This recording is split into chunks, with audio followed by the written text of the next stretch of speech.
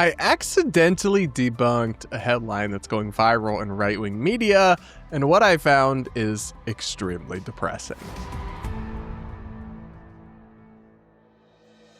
Hey guys, welcome back to the channel, your home for independent political commentary, news, and analysis on everything in our politics, our media, internet, and culture, and more. And today we're going to unpack a really interesting headline that I initially saw and was very concerned about because I'm sympathetic to the points that it raised. But then I did something that apparently is unusual, or apparently is like out of pocket in today's society for a journalist to do. And I actually clicked and read the underlying study that was being written about and shared by everyone from members of Congress to the White House press secretary, and immediately realized that everyone was totally distorting basic facts. So here's what happened. There's an article going viral right now from the New York Post, and here it is. Biden's illegal immigration surge triggered a 30% rise in home prices, 20% in rents. Fed paper fines. That has more than 2.2 million views, and if face value, as does the underlying article, it suggests that the surge of millions of people who came to the country without authorization, illegal immigrants under President Biden, them coming here, took up housing and caused, especially when, markets are not able to really build new housing in a lot of places because of supply constraints and government barriers, a 30% increase in home prices and a 20% increase in rents. That's what the headline says, and that's why it went viral in right-wing media and with Republican politicians. In fact, I saw the White House press secretary, Caroline Leavitt, post it with that exact caption and line. Joe Biden's illegal immigration surge triggered a 30% rise in home prices and a 20% in rents of the Fed paper fines. Congresswoman Nancy Mace replied to this article and said, "This headline should be everywhere." And honestly, it is going to be everywhere because it's spreading like wildfire on social media, and that's where stuff starts, and then it spreads and kind of carries out from there and gets picked up and echoed. There's just one problem. It's not true. It's not even close to true or correct. That headline is a total distortion of what that Federal Reserve paper actually found. And yet, because some reporter maybe didn't understand what they were reading and put it in a headline, everyone then uncritically, immediately just shares and spams things that they don't even bother to read or understand, because that's how our society works now. And it's certainly not exclusively a right-wing phenomenon, but in this particular case, it's happening that way. Because I did something strange, something apparently just bizarre and unheard of, and I actually clicked into the paper, the research paper that was published by the Federal Reserve, and looked at its findings for more than 5 seconds and immediately realized that the New York Post headline was totally incorrect, but that doesn't stop, people from sharing it. So when we look, what they did, and they did something interesting and important with this paper, they went and tried to look at the effect of unauthorized immigration under President Biden on the broader local economy, particularly the housing market. And obviously, that's going to be a negative effect. It's going to be a significant effect when you have people coming here and taking up housing without authorization. There's also, counterbalancing effects. They studied, and they actually found that this immigration wave did not adversely affect wages and actually reduced per capita government transfers, so like welfare payouts. So that didn't make it into the New York Post article, of course. But what they found is that, quote, a back-of-the-envelope calculation suggests that this immigration surge can explain about 30% of the total growth in house prices and 20% of the total growth in rents over the boom period for the average local market.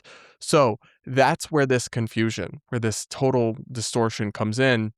What the paper found is that the immigration surge contributed to 30% of the growth in housing prices over that time period.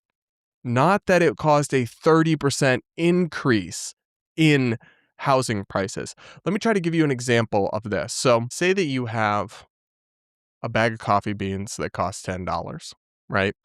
And I told you that Trump's tariffs on coffee caused a 30% increase in the price. That would mean that it costs $13 now, and it saw a $3 price increase.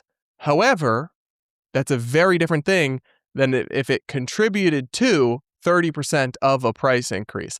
Then it depends what that price increase is.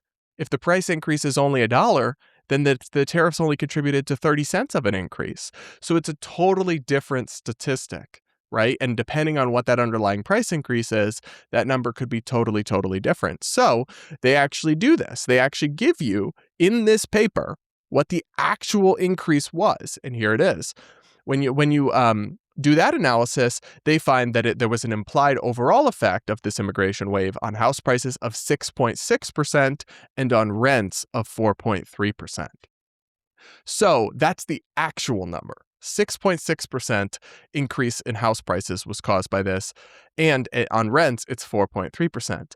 Now, that is way, way off from a 30% increase in home prices and a 20% increase in rent. It's still a big increase. It's still a very big negative consequence of, unlimited or unauthorized immigration surging into the country. And so it's a very powerful and compelling and damning statistic, but they're off by a lot. They're off by like a factor of 5 at least. And you're saying that that's no big deal? I don't believe that's no big deal. I actually think it's very important to get basic facts right and correct. And you have just all across Republican and right-wing media a claim that's totally inaccurate, that's 5 times exaggerating the underlying facts of that this study concluded, just being shared constantly. And that's because, this is why this matters. It's just one example, right? We live in this slop media ecosystem, and this is the real heart of the problem, where people are just spamming out content that they don't actually research or look into. So this New York Post reporter just skimmed the headline of this study, misunderstood it, types it up and hits print with apparently no fact-checking process. And then that gets glommed onto and seized by an army of influencers and just pumped out to millions of people who will only ever see this distorted version of reality. And then if it eventually gets corrected or they just quietly change the article to fix the error, nobody will ever hear about it. Nobody will ever see it. That is a microcosm of how our media diets and our media ecosystem is, because it rewards this high output, this quick rush of dopamine that confirms your priors to the point that you are misleading yourself even on stories that do promote a narrative you agree with. You're still misleading yourself about the facts that are happening, because you could have had an accurate version of this headline that would still help the same Republican-leaning argument that obviously it's bad for the housing market to have millions of unauthorized people flooding into a country. Nobody really disagrees with that, and having true statistics about it would be a powerful point, but it's still bad to totally mislead people and 5x overstate something and then never notice or correct it. But it's what happens when you just approach issues with confirmation bias, looking to confirm what you already believe, with sloppiness, with just rushing to publish and print stuff to be the first to get clicks and views. And then no one really cares. Like a tweet pointing out the truth about this will get a tiny, tiny percentage of the views that any actual tweet promoting this guy. And it's like, how am I not supposed to feel blackpilled by that?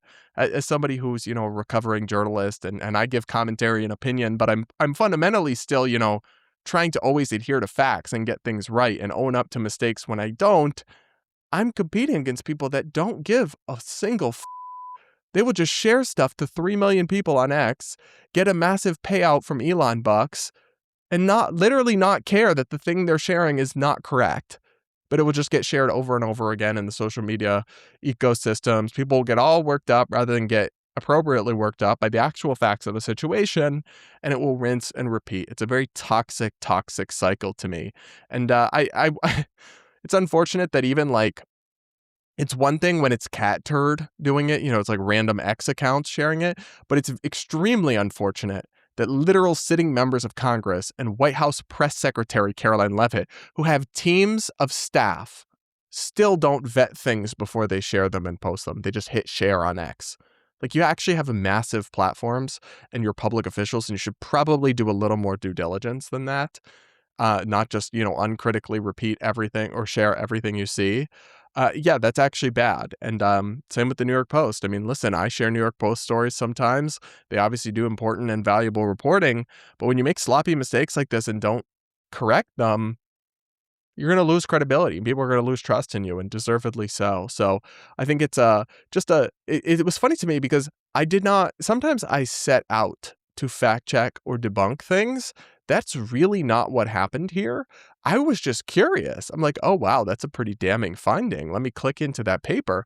And then because I actually read it for more than just the abstract, more than just 2 seconds, I quickly realized, wait, that's not correct at all. And I'm not some academic. I just know how to read a paper uh, from my time reporting on policy and journalism and studies and covering this kind of thing.